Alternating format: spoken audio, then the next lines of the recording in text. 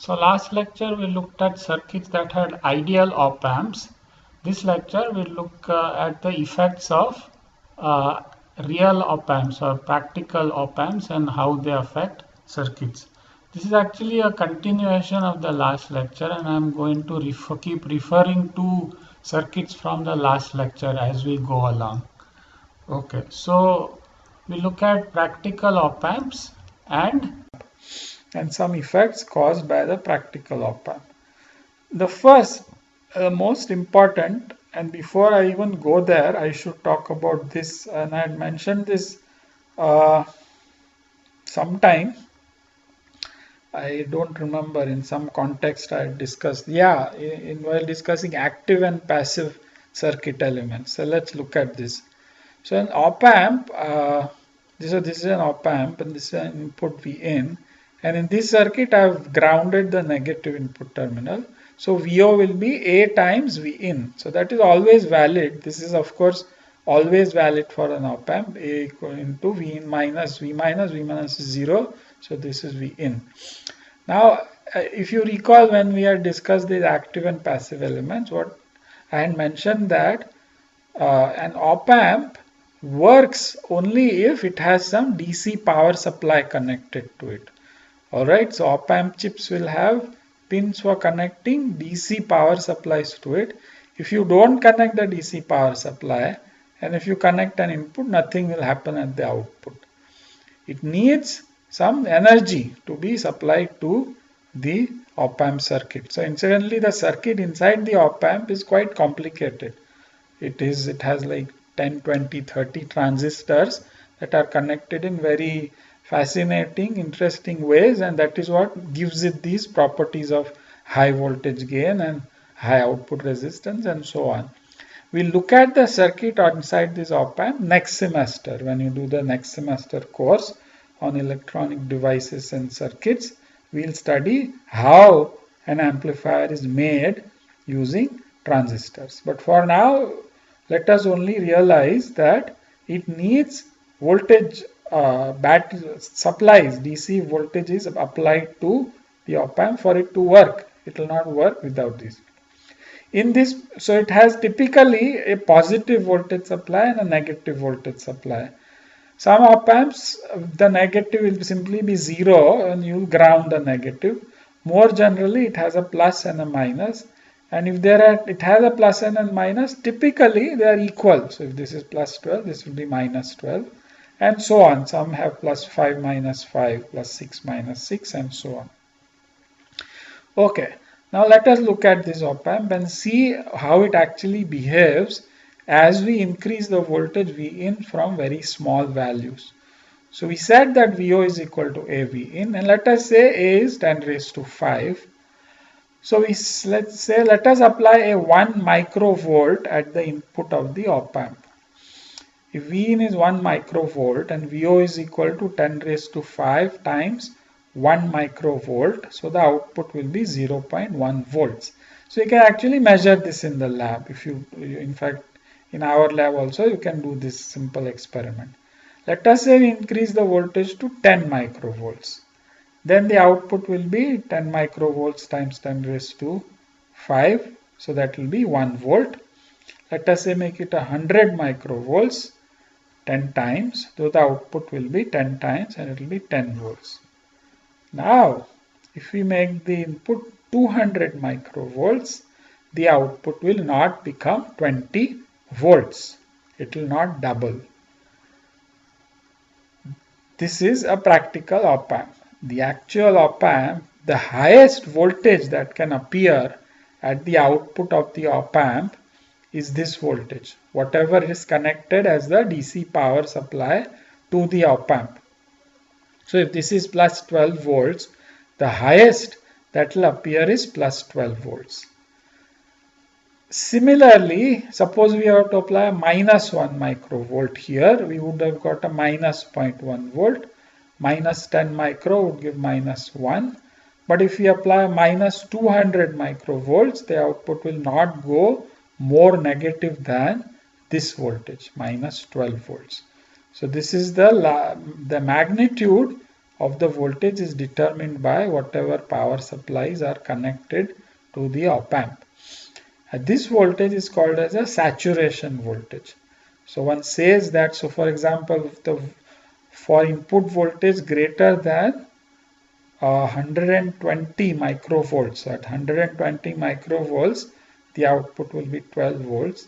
Anything larger that you apply, the output will just stay constant at plus 12 volts. It will not go above 12 volts.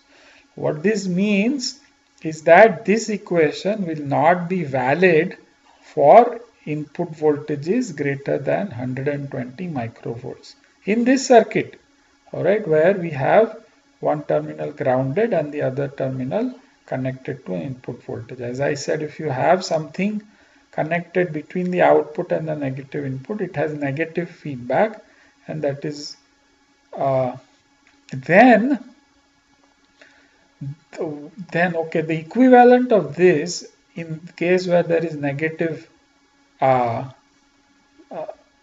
okay, we'll come back to this. I'm confusing things. So the point is that the output basically, okay, so this is a point. Whatever the circuit, whether we have negative feedback or not, the output will not go above plus 12 volts or below minus 12 volts. Okay, whatever we do to the op-amp circuit. Okay, so let me in fact go back and let's look at this one. So let us say, just as an example, that R2 is 10 kilo ohms and R1 is 1 kilo ohm. So this will be 10. R2 at R1 is 10. So VO is minus 10 V in. Now let us say I apply a input voltage of 1 volt. So the output will be minus 10 volts. Let us say I apply an input of 1.5 volts. The output should be minus 15 volts. But if my DC supplies to this op-amp are plus minus 12 volts, then the output will not go below minus 12 volts. So for any input greater than 1.2 volts, the output will be constant as minus 12 volts. Alright, so the same principle here applies. Okay, let's go back to this. Okay, so here is a plot of the output voltage versus the input voltage for this circuit, where the V minus is grounded and V plus is connected to the plus terminal, and I'm plotting VO as V in varies from minus a large number to a plus a large number, because the x-axis is V in, y-axis is VO. So what we see, as we just saw, is that for an input in the range of minus 120 micro to plus 120 microvolts, the output is equal to the gain times the input. It is a straight line passing through the origin. And the slope of this line is the voltage gain, which is 10 raised to 5. For inputs greater than 120 millivolts, the output is simply constant. So this, here we say that the op-amp is saturated. All right. Let us look at another non-ideality of the op-amp. So here I have a unity gain buffer where I am assuming that the R out is 0 and I'm keeping the V in constant at 1 volt and I'm varying RL. I want to see what happens to this current in RL as RL varies. So I'm starting with 1 kilo ohm. The output voltage is supposed to be, of course, equal to V in, so that is 1 volt. So this is 1 volt. So if this is 1 volt, RL is 1 kilo ohm, the current is 1 volt by 1 kilo ohm, so 1 milliamperes. Okay, before I do that, so I'm doing this for an op-amp chip whose number is 741. This is one of the more widely used op-amp chips. Okay. So if I make the resistance 500 ohms, then so I've reduced the resistance by half. The current will double because the current is VO by RL. RL reduces, IL increases. If I make it 100 ohms, this is 10 times, so this is 10 times larger. If I make it 50 ohms, this is half, so this is double. So RL 50 ohms, VO is 1 volt, IL is 20 milliamps. Now it turns out that for the 741, if we reduce the resistance RL further from 50 ohms to 20 ohms, 10 ohms, etc., the current in the resistance will remain constant at 20 milliamps. First of all, where is this current coming from? Where is this current? This current has to come from somewhere, right? Now it cannot come from here because there is no current in this. The input of the op amp does not carry any current. So this current is 0. So the current into RL is being supplied by the output terminal of the op amp. So it's coming from the output inside the op amp and supplying to RL. Alright. So now what happens is that each op amp, every op amp, so this 741 has a maximum current supply limit of 20 milliamperes. The way it is constructed inside, it cannot supply more than 20 milliamps of current. If you try to draw 20 milliamps, the circuit inside just limits the current to 20 milliamps. It does not let it go higher. One advantage, of course, of this is that suppose by mistake we short circuit this to ground, and if this was 1 volt and this was short circuited to ground, then a very large current would flow. But that circuit inside protects the op amp from large currents flowing. It is called as short circuit protection. So the current is limited to 20 milliamps. But that is not the only reason why this current is limited. The current is limited also because op amps are small chips, and if large currents flow, then large power dissipation occurs inside the chip and the chip simply burns, and it will actually, you'll see smoke coming out if there was no short circuit protection.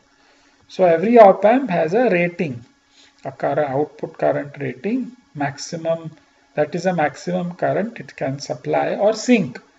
The current could be going into the op amp also. So for example, if this was minus 12 volts, then the current would be going into the op amp. Alright, let us look at one more thing. So we said that the op amp has a large input resistance, and if the input resistance is infinite, then no current flows. But many op amps like the 741, the resistance is not infinite, it is about 1 mega ohm, which means that some current does flow into the op amp, the input terminals of the op amp. The current that flows into the op amp is called a bias current.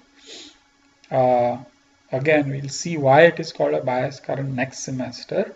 For an ideal op amp, the bias current is 0. For real op amps, the bias current can vary from picoamps to microamps, depending on if the resistance is tera ohms or mega ohms. Often we want to see the effect of this bias current on the circuit we have built. Most of the time the bias current doesn't affect, so we just ignore it, but there are some very sensitive applications where we want to see how the bias current affects the circuit behavior. Now there are two ways of looking at the effect. One is to connect a resistance Rin from the negative to the positive terminal. But it turns out that looking at the actual characteristics of the transistor circuit inside, a more accurate representation of the current that's flowing in is a current source.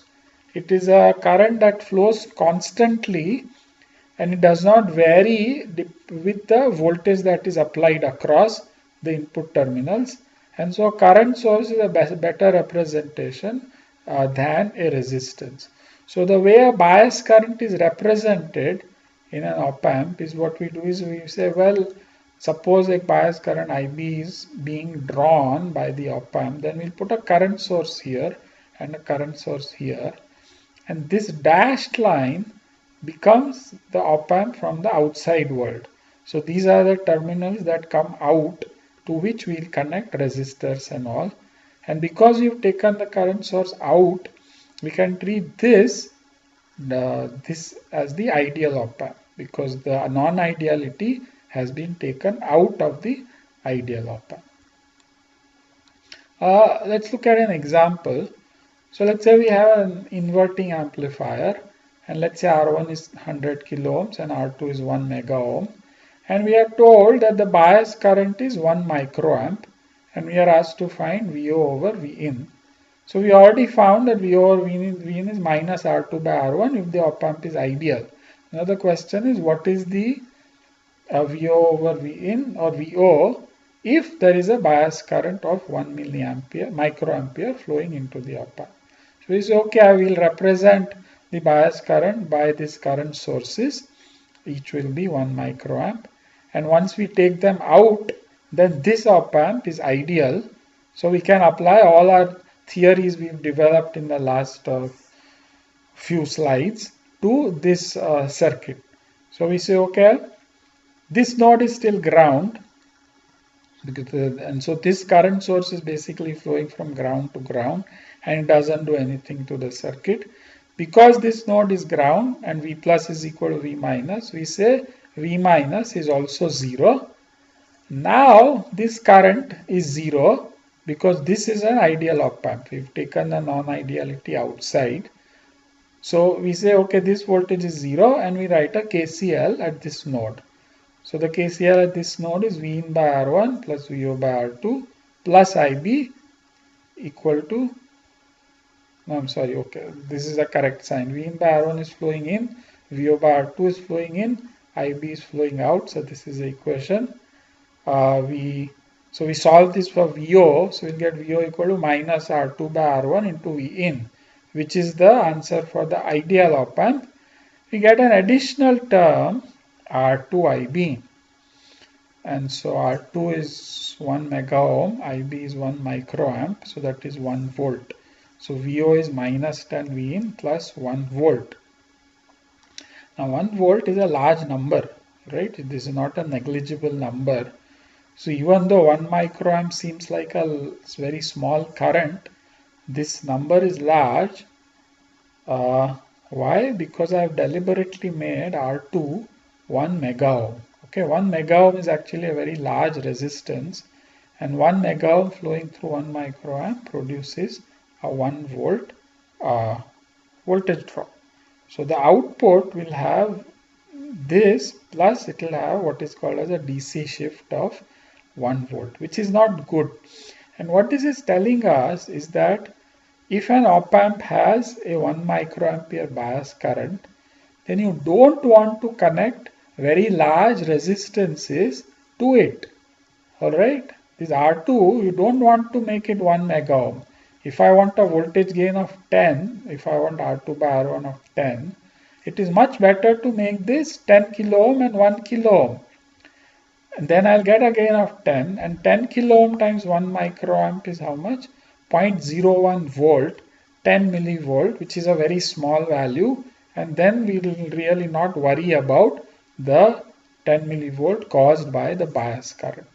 So the point is, depending on the value of the bias current of the op amp that you are using in a particular application, you have to choose the resistances that you connect to it carefully to make sure that these non-ideal voltage values become small. All right. Okay, one more thing that happens. So this is one more non-ideality that happens. So if you look at this circuit, we said that this is a unity gain buffer and VO is equal to Vin if there is a voltage Vin connected here, which means that if Vin is 0, then VO is 0. Now it turns out that in real op amps, VO is not 0 when Vin is 0. There is a small voltage that appears at VO even when we connect Vin equal to 0. So let's say we have to ground this Vin, then we expect VO to be 0, but it turns out it is a small number, typically in the range of 1 to 10 millivolts. That voltage is called as the offset voltage. The voltage that appears at the output when the input is grounded in this circuit is called an offset voltage. input offset voltage. To be more precise, it's called an input offset voltage. The way to represent that as a circuit element is we connect a voltage source in series with one of these, it doesn't matter which one of the input terminals, and then these two become the terminals that the outside world sees. This is actually, we treat it as a part of the op amp, but we take it out of this op amp and this becomes the ideal op amp. Alright, so with this circuit we'll say VO is equal to V minus VOS. Alright. Okay. One more non-ideal effect. So let us say again we have a unity gain buffer and we connect a V in here, then we know V out is equal to V in. But now suppose we apply a V in that is a function of time. So suppose V in was 0 for some time, and then at some time t equals 0, we suddenly make it VO, some DC value VO. Alright, so the input goes suddenly from 0 to some value VO, then it stays constant here. If we say V out is equal to V in, then V out should do the same thing. It should be 0 and it should be VO instantaneously and stay constant. It turns out that in real life, the output takes a certain time to reach the final value. The output does reach VO, but it takes time to reach the final value. There is a delay.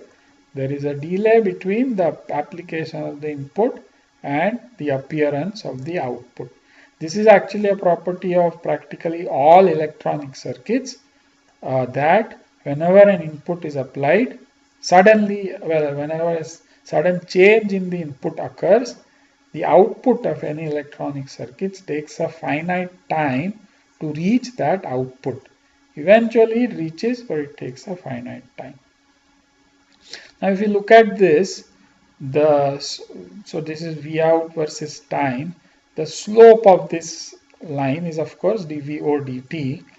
And then the quantity is defined called the slew rate. The slew rate is the highest rate of change of VO with respect to time. The highest slope of this line is called the slew rate. And usually it occurs right at the beginning. The highest slope occurs here, and then the slope typically decreases as a function of time. Typical slew rates for commercial op amps are 1 to 100 volts per microsecond. So what this is saying is in 1 microsecond, the change in the output voltage would be 1 to 100 volts depending on which op amp one is using. And this kind of gives us an idea of how fast this op amp works. So depending on the application, one chooses a very fast or not so fast op amp. Alright, so this is the end of the lecture and in fact the op amp chapter.